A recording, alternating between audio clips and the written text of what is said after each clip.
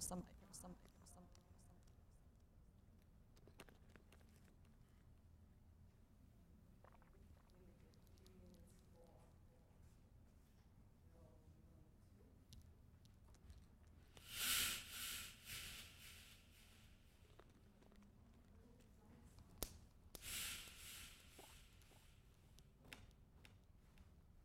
not in your eye. That's good. That's good.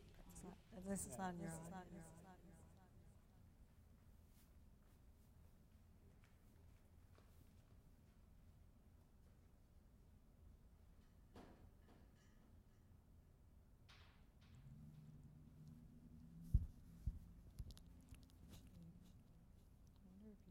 Well, I guess I'm wearing it. Yeah.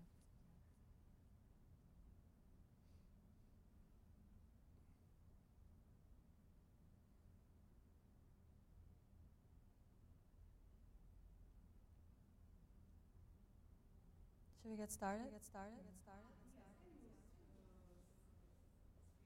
Just. Okay. Okay. Blah blah blah. Yeah.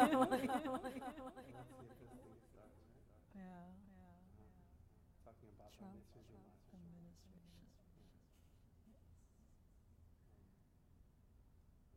Thai culture. Okay. What Thai culture? Well, sure. Yeah. I like to live there myself. No, but I had an in-house counsel guy that used to work in the Caribbean, and he told me that it was the hardest job he had. He had to wear a suit and tie, because you would think that he could be like shorts and relaxed and everything. He said it was like this British firm, and it was very formal, which was kind of interesting because you think that in paradise or in like a beautiful area that it would be easy, and he said it wasn't at all like that. So it's just kind of misconception. Yeah. It's not. Well, the food, But Bangkok's like, I mean, it's hustle and bustle, right? Yeah, I mean, it's definitely more. Yeah. I mean, the only thing with the internet, they don't dress up, and that's Wong's kind of town, and mine too. Yeah, I like that. I would. That's what clients say. It was like a pretty clean T-shirt.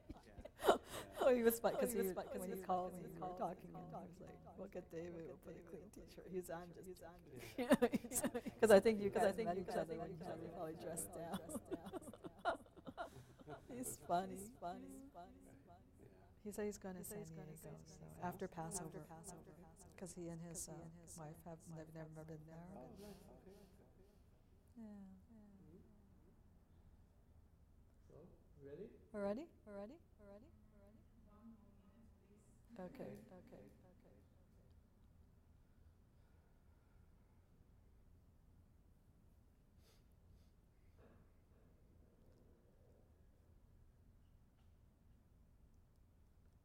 I do think they're going to change the H-1B rules, David.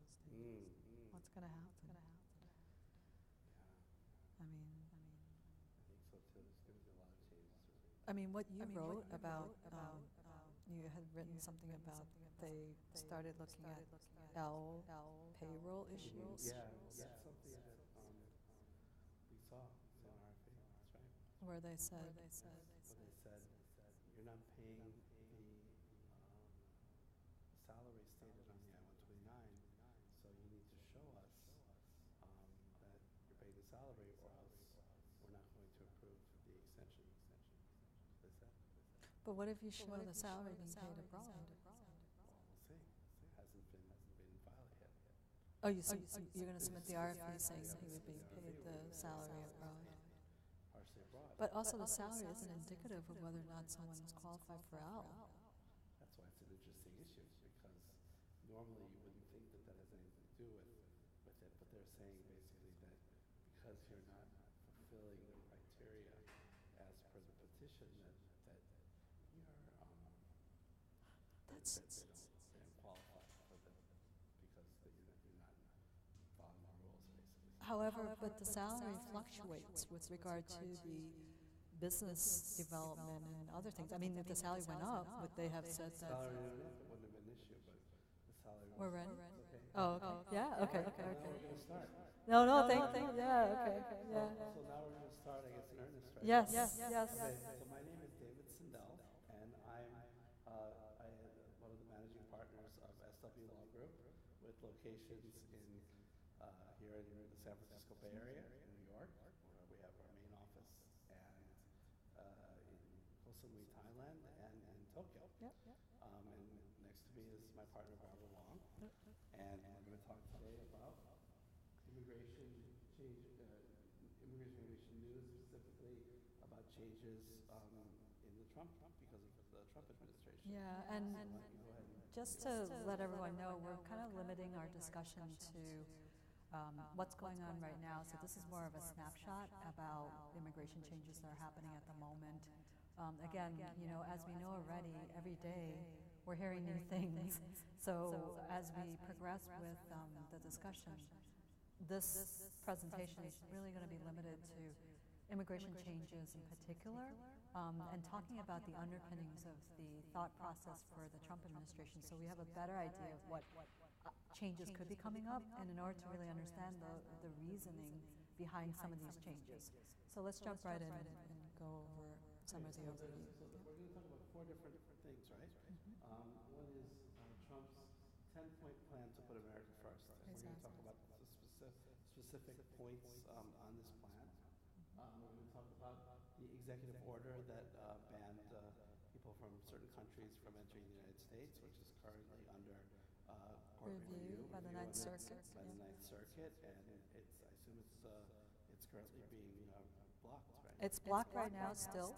And we're also going to talk a little bit about the new international entrepreneur parole. Now that, we're also going to segue and talk a little bit about the different types of visas, alternate visas, because the entrepreneur parole isn't a regulation that's passed by Congress. It was more of the last action by the Obama administration. So that can change in the future as well. And then Trump's plans, what to expect. So that's one of the things that we just really want to emphasize as well, to take a look at the thought process, kind of maybe allows for some potential predictions as to what immigration changes may come up, and then go over that briefly. So let's go right ahead. So we're just going to go right into this. First with the Trump 10-point plan to put America first. And here are the points. So the first one is build a wall. So we've talked about this. President Trump has spoken about this in great detail during his campaign. He said that Mexico is supposed to pay for it. That's obviously not clear. In terms of legal immigration, there shouldn't be a big effect either way. If there's a wall, there's not a wall. But certainly, it could make cross-border travel a bit more sticky in the sense that there may be more scrutiny, people passing back and forth. They're going to have probably more checkpoints and more people looking for people who are trying to cross the border illegally. So that's the first thing. Biometric entry-exit system, right? That's as David had mentioned, in general, in terms of tracking for nationals, this is actually not a new system. They've been talking about trying to track exits as well as entries, but they are tracking entries right now using the U.S. visit, and they take biometrics when someone goes through immigration. So now they're trying to figure out a way to track everyone through all the ports of entry. So that's one of the things that I think time and money are going to be spent on. And the overview of that is just to prevent, undocumented or individuals that are entering the U.S. to have some system in place so that there's some record keeping. Because right now there are systems where the exits aren't being tracked at this point. So if they're not being tracked, there's not a record when they departed the U.S., although they do have the I-94 system that's supposed to track when they depart. So there's not an actual inspection at a U.S. port of entry at this point. And that's something that's been talked about for over 15 years, really, since I can remember, since 9/11. And it's never really been put into place. And so President Trump has now made it one of his points to try to implement as soon as possible. Suspending visa issuance, what's that about? Right. That is one of the issues that really is already being implemented. Well, not necessarily immediately, but there are no longer visa interview waivers that are occurring. So every applicant for visa does need to go through the What interview does that mean? process. Like, can you have someone who's so basically if you had an H-1B, for Yeah, example, yeah. and you're going to renew that H-1B at many consulates, the visa interview requirement was waived, right? Right, Now under it's no certain longer waived. circumstances. So now that system is no longer effective, and the U.S. government has now added additional responsibilities from the consular officers to review all of the applicants with additional scrutiny to make sure that there isn't any fraud involved, and to look through their visa application histories, and just we've been seeing an uptick in actually interviews where they ask for more information at the U.S. embassies and consulates. I mean, I think there was a memo that went out very recently to the State Department that indicated they wanted a higher level of scrutiny. So I think that the message is very clear to the consulates that they need to vet people at a much higher level than they were. So we're going to see probably delays and for certain nationalities even higher scrutiny with respect to the issuance of visas and interviewing. Yeah, and it's up at the border as well. So the next two, catch and release and sanctuary cities, really tie into what to do about undocumented workers that enter the U.S. or people who are illegally here. What is the process? Right now, there are in places where undocumented worker may end up violating a regulation or a law in a particular location, but not necessarily encounter immigration consequences. And that may end very soon. So there's basically when you have a city, for example, San Francisco, where someone is arrested for some sort of violation, the local government is not going to report that to the federal government. Exactly. And that's what they call a sanctuary city. And President Trump wants to put an end to that essentially by withholding federal grant money and aid to those cities so that they're forced to comply with the federal I think San Francisco is one of the refused to do that. I think that was most recent, Correct. Ensure that other countries accept their nationals when U.S. orders them removed. So I guess they're going to have some sort of reciprocity thing whereby if someone is removed, the other country has to accept them or else. David, do you know that there's so many individuals that are actually violated U.S. immigration rules? Their country won't take them back, and they disappear, and nothing happens. So that is something that they're proposing, and obviously enforcement of that as well. DACA, so that's a pretty big issue because DACA has now, I think it was over 200,000 people in the system. So ending DACA will affect many individuals. Barbara, can you explain what DACA is, just for those who don't know? Yeah, it's for individuals who were originally brought to the U.S. that are undocumented, and they were under the age of, I think, 18.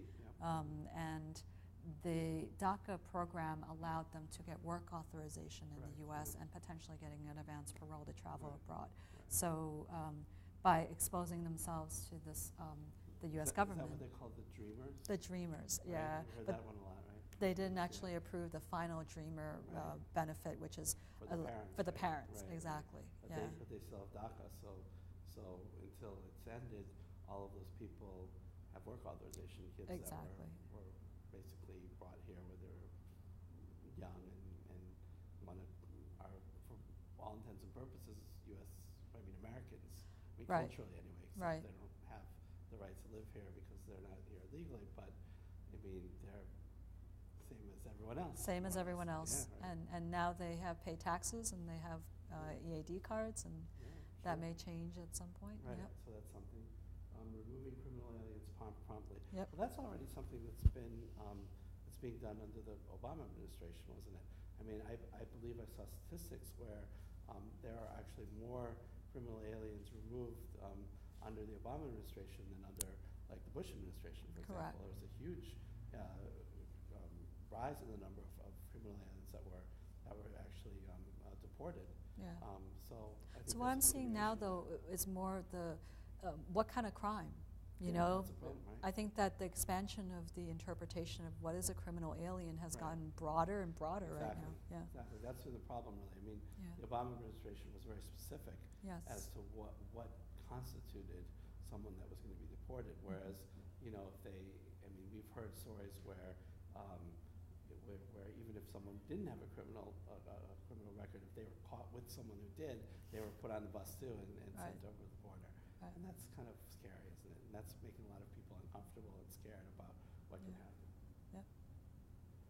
So what's the impetus? What's the impetus for, you know, this whole administration, which is the platform that Trump ran on, which is protect U.S. workers? So every time we're looking at an immigration issue right now, we always want to kind of take a look at the underlying basis.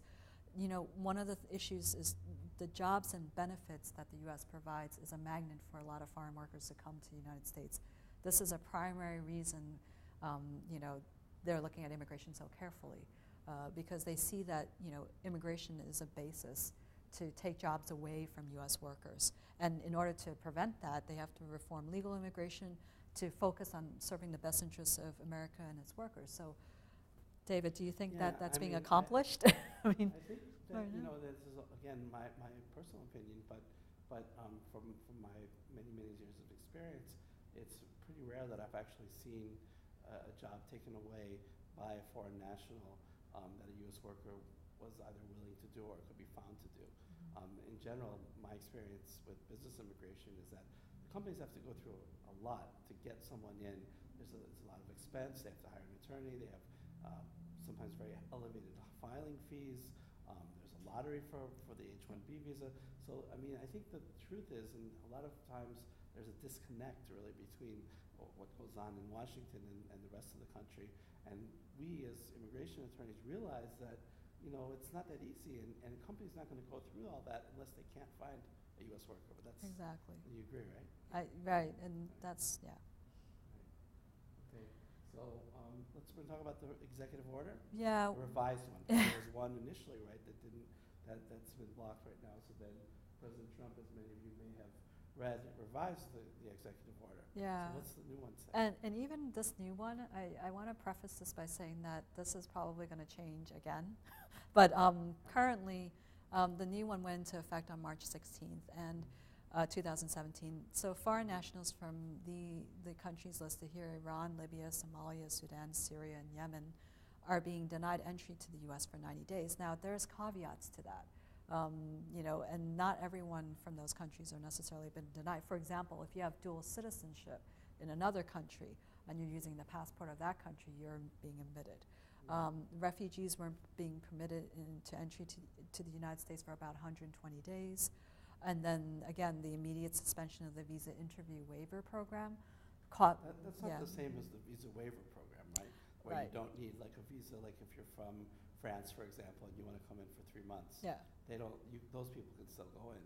Exactly. So you're referring to the person that's trying to get a revalidation of a visa stamp, and that requires an interview. I just wanted to clarify that because people may be That's a confused really by good that. point. Yeah. Yeah, that's a really good point.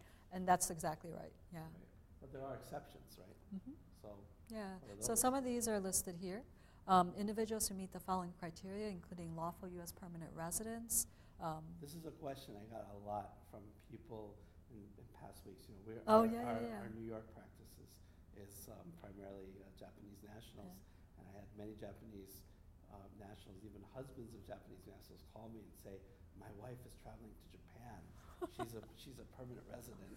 You know, she's lived here for 30 years. Will she have a problem going back in?" Right. The thing to remember is that, and for all of the viewers to remember, is that this does not, even if you're a permanent resident of one of the 6 countries, you can still go in. And certainly if you're a permanent resident from a country that's not named Right. amongst the 6 countries, then you shouldn't have any issue. Right. I think, yeah, just the whole pervasive idea that if you're from that country, or even if you're a foreign national, you're being banned from the U.S., has really caused, based on the executive order. But just to point out a couple of things, if you're admitted to or paroled into the U.S. on or after March 16, 2017, you should be admitted.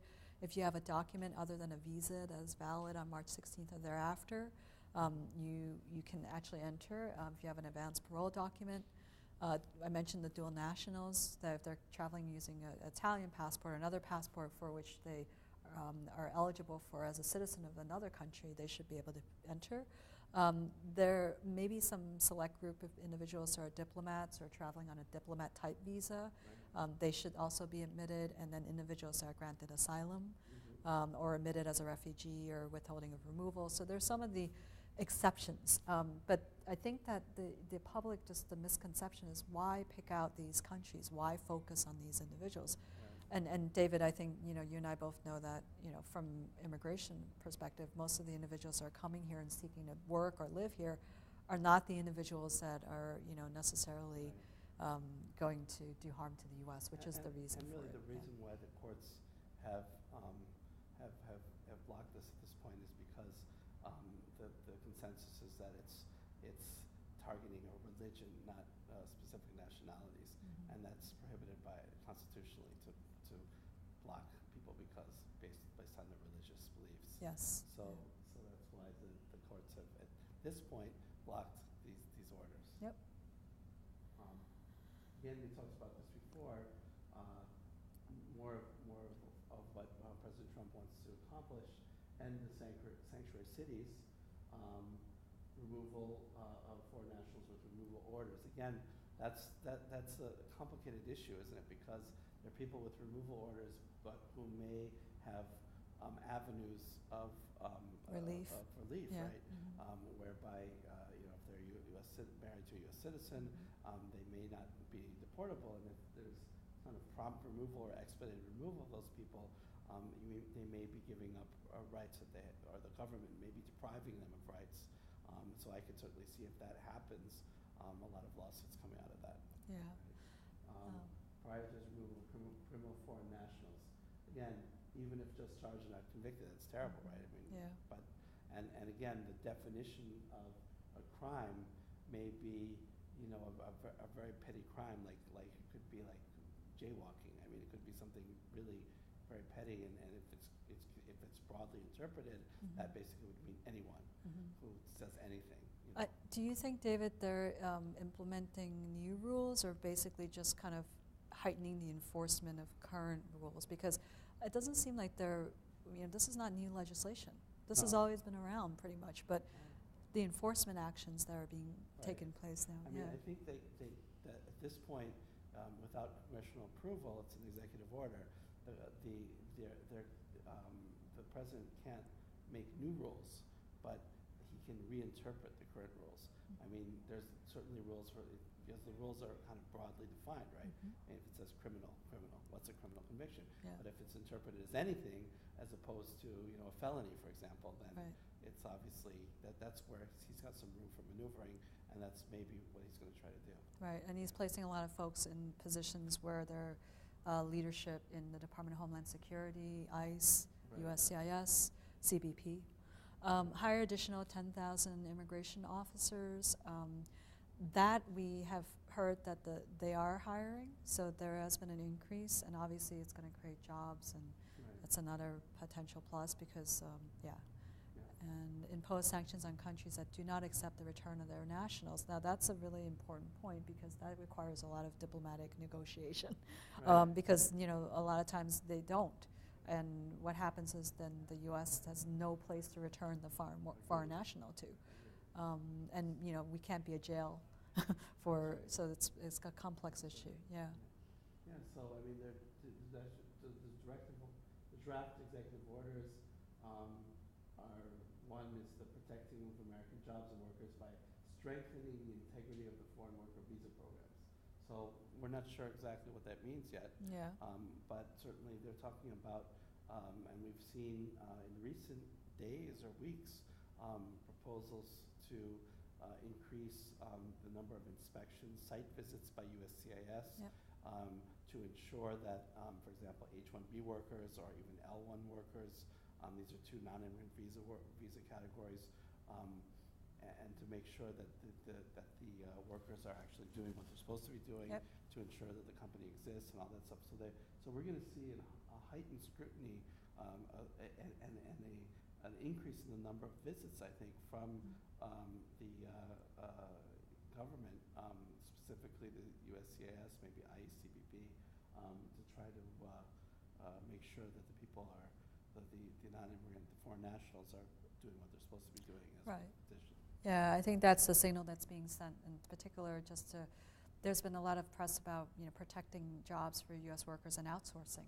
So that ties into what Dave was talking about with the H-1Bs and L-1s to ensure that individuals who are work authorized in the U.S. are not necessarily taking jobs away from U.S. workers, and that they're in compliance with the regulations, especially employers that hire these workers. Exactly. And then the other one is, I don't really know what this means, but protecting taxpayer resources. So I guess they basically mean making sure that the Immigration Service is accountable for for the money that it's using for enforcement or whatever else it's doing. And then also tying into the benefits that immigrants get.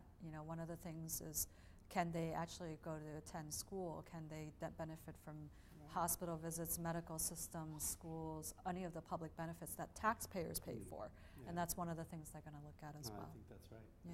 That's right. So, I mean, that sort of covers the Trump initiatives at this point. I think that going forward, please, you're welcome to look at our website. I'll give you like a little, what do you call that? Just a little marketing pitch right here.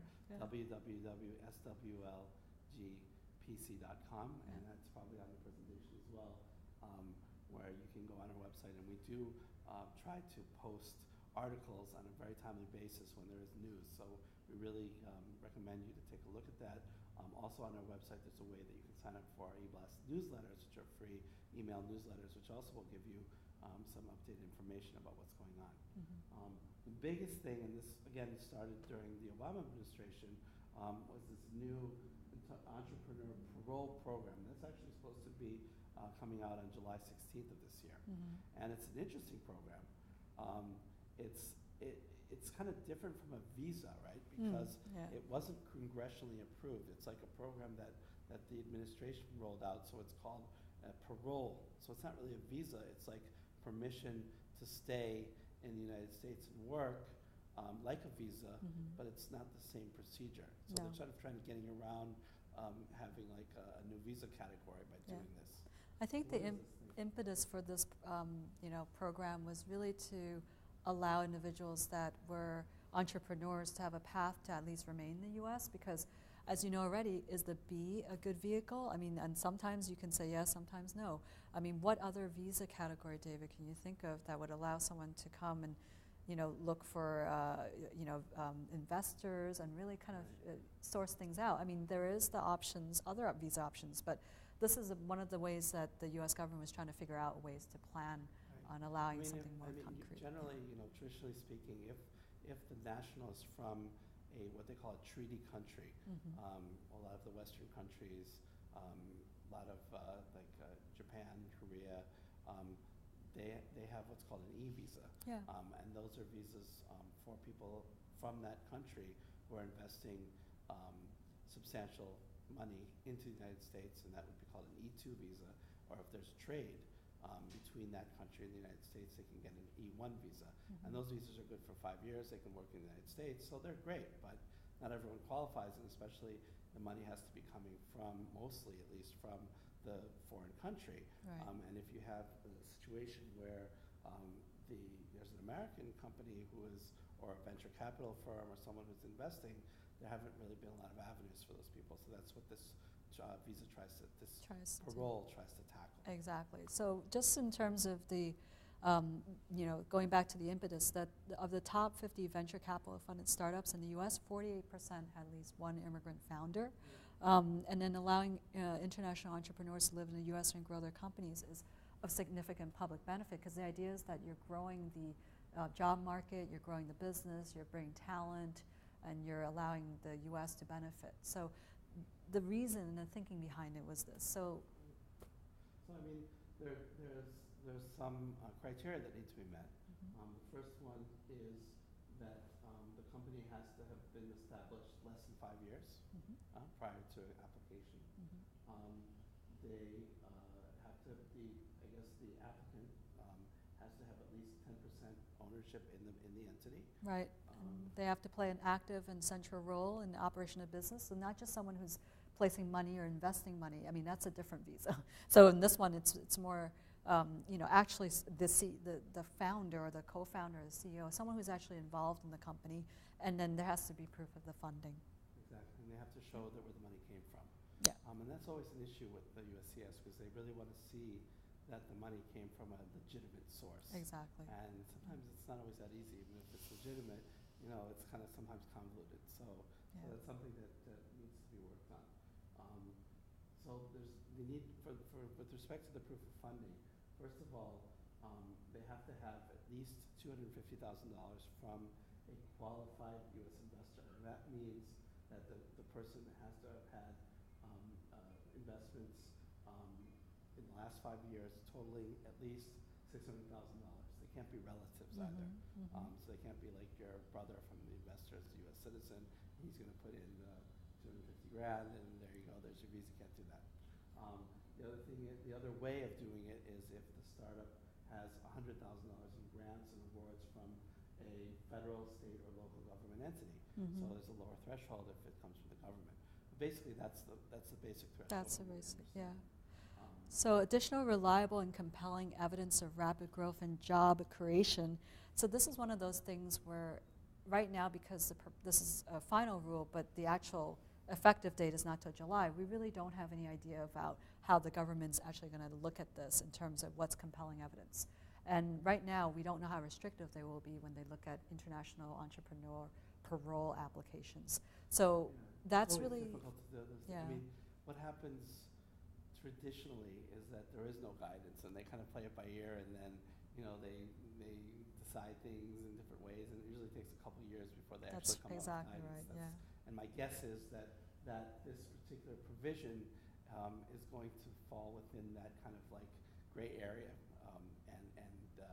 and investors will just have to try and see what happens, maybe with a business plan or with some kind of business study of some sort, financial study. I don't know. right. What is parole status? That's a good question. So parole is really just a legal entry into the U.S. You don't have to go to a U.S. embassy or consulate. It's not like a visa where you actually get a visa and your passport and a picture and a stamp and pay the fee. And most important, or maybe one consideration, is there's no direct path to U.S. permanent residence. And that's one of the things that, even though not everyone wants to remain here, a lot of times with visas, there's an end date. So David, you usually see individuals that maybe an entrepreneur, they want to have some assurance that when the next time they come to the U.S., they won't be stopped or they won't be questioned. So I don't know, what do you think of this vehicle? It's an issue because, I mean, in essence, you're getting a person that's starting a company. They're getting an investment of $250,000 or more. Yeah. They may be investing money themselves. Yeah. And there's no assurance that because the parole visa is for 5 years, right? Yeah. So there's no assurance after that point that they'll be able to stay here. So there's always a risk, and there's huge risk involved. So this parole is kind of a Band-Aid, right? It doesn't really solve any long-term problems. It sort of gets people started, but it doesn't necessarily end to give them a path to permanent residence. Right. Okay, so again, it's a initial 2 years, up to 5 years. You can extend after those 2 years. There's a form. I haven't seen the form yet because I don't think it's been issued. It's not issued yet, yeah. And it's called the I-941 form. There's a filing fee of $12 million. An interesting one, the applicant has to show household income of 400% above the poverty guidelines. So for example, if you have a household size of 2, then it would be $64,180, right? Yeah. So you really have to show that income as well. Again, unclear as to how that income is going to be shown. Is it through a tax return? If they're not in the United States, Right. How are they showing it? Yeah, So that's a good point. There are issues that basically will govern how this is done.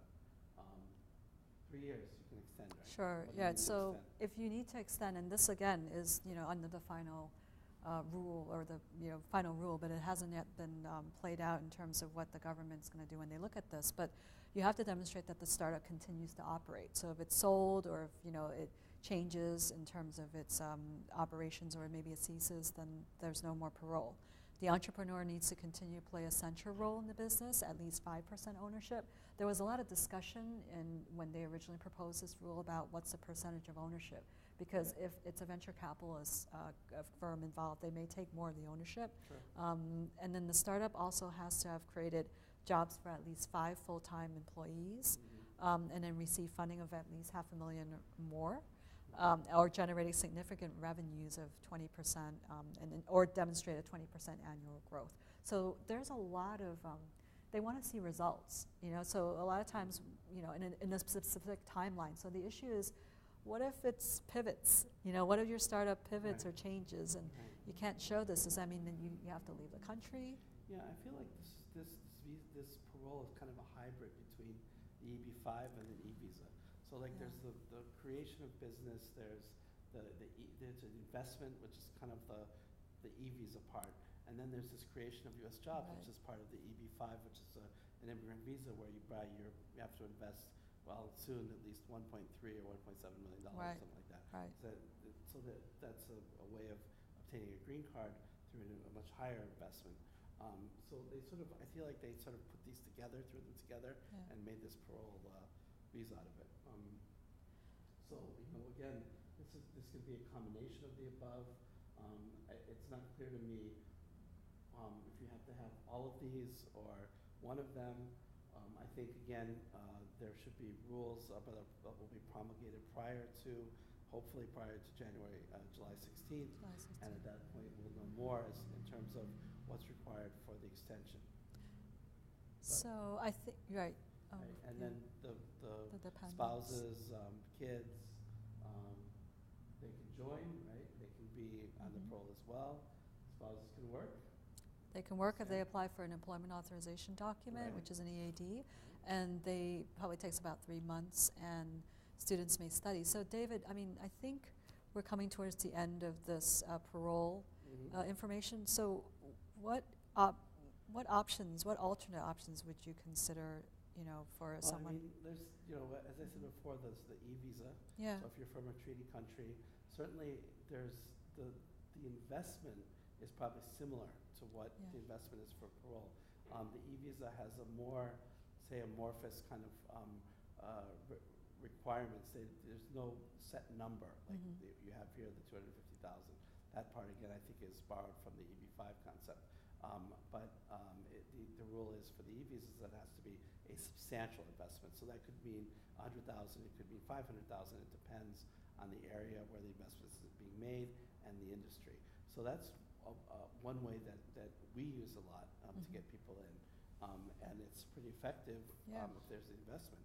The other thing is the L1 visa, and those are for people that don't necessarily have a big investment, but have a company abroad, and the company abroad owns at least 50% of the U.S. entity, and they're coming in either to manage the U.S. entity, which assumes or presumes that they're going to have subordinates and that they're going to have managerial duties, and that they've had them at least one of the past 3 years in their home country, or they could be coming in what's called an L1B, which is a specialized knowledge position, whereby in the parent company they've worked in a position that requires specialized knowledge, and that's very complicated and very defined by the regulations and interpreted in a very strict way, and mostly by USCIS. And then they're coming to the United States also to engage in doing some sort of specialized knowledge activity. So those are 2 really good ways of bringing people in addition to this parole thing. This parole. How about, can the spouses work if they're in E? And the paroles, like the parole, L? the spouses can work as long as they've applied for an employment authorization document. That would be after they enter the United States. So sometimes what happens is, they ask us, well, can they work when they get in? And the answer is actually no. They have to wait until they've entered the United States and then apply. Or if they're already in the United States, then once they're approved, they can apply, or sometimes they can file concurrently. But basically, they have to wait. It's usually a 2 or 3 month wait. Yep, very good. Okay, a couple of limitations here. No more than 3 entrepreneurs can be granted parole per startup entity. The parole status can be revoked if the company goes under, right?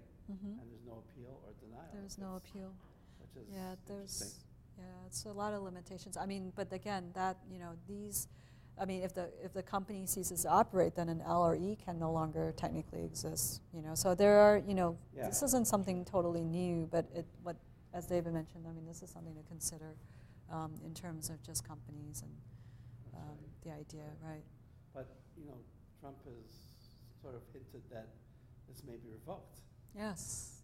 So we don't know at this point. I mean, normally for the government to revoke something like this, it would have to go through a waiting period. It would have to go through a publication, a comment period, all that kind of stuff. So, although they talk about doing things quickly, the government, for good or for bad, has a process that needs to be utilized in order to revoke something like this. But it is something that's conceivable at this point, and you never know. We just don't know. Yep. Okay.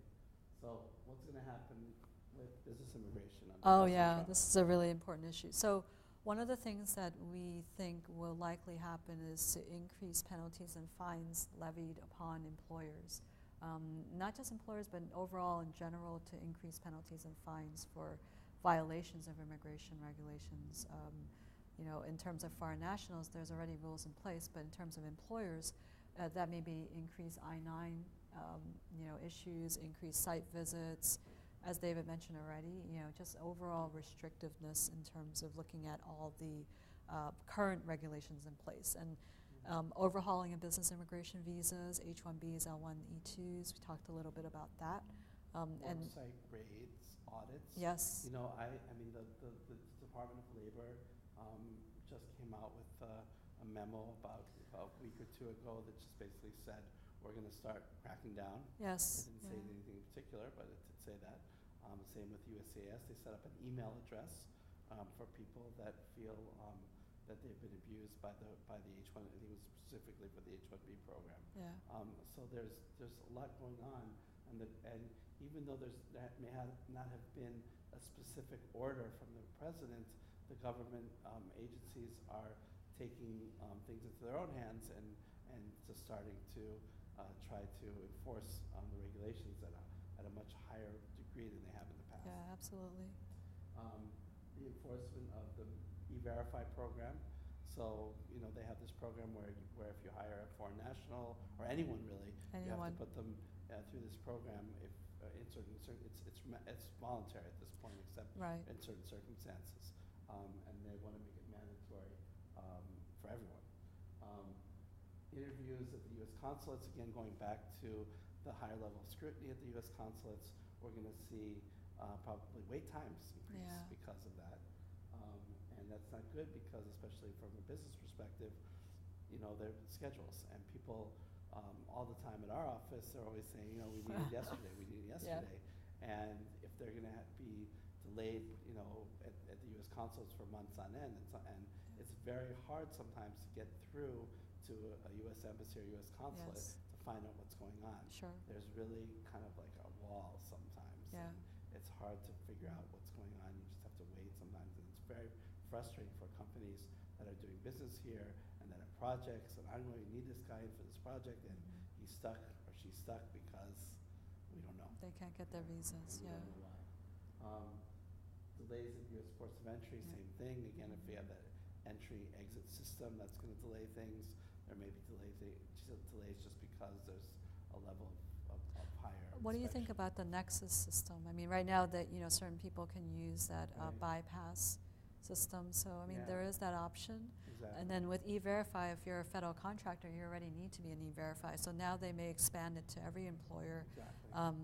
And that will require that allows them electronically to go into your system to check your mandatory E-Verify for all your employees and hires. So that's a big issue as well. Yes, I agree. So I mean, I think that we're living in very interesting times. I think that we're going to see big changes.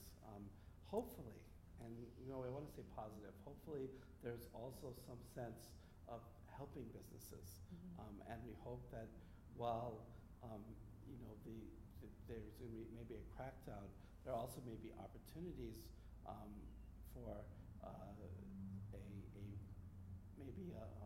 looking at the reality of the way business is being done in this country and maybe an opening at some point of the visa situation. That's what I'm hoping for. I may be wishful thinking, but I mean, hopefully, President Trump is a businessman. Hopefully, he sees things from the business perspective, not only politically, but also from a business perspective. So I hope that. We're going to do some more webinars in the near future. There's going to be, we always do an H-1B after the CAP alternative visa options webinar, because a lot of people who aren't selected for the CAP is what they have like a lottery every year, right? And that lottery just closed about 10 days ago, right? Oh, yeah. And they had quite a few. We don't know how many applications were received, but quite a few. And there's going to be probably 60% of the people that applied who are rejected. Yeah. So we're going to have a webinar to talk about what other options they may have.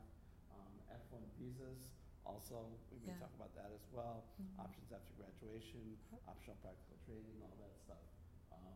Yeah, so we also have an office in Fremont, so we're going to probably do some office hours and just have roundtables. So if anyone's interested in immigration and would want to attend one, we would like to actually do some dialogue with the community, because as David mentioned, a lot of these things are not necessarily set in stone. There's a lot of fluidity right now in terms of immigration, so we're going to stay on top of it and continue to keep. So we're going to give you Barbara's contact information here. Right, and then the next. Because we're in California right now, so this is her information, and then this is the whole firm, all of our offices, and certainly for more information, feel free to go to our website, www.swlgpc.com. Yep. Thank you very much. Thank you very much. Hope you enjoyed. See you soon.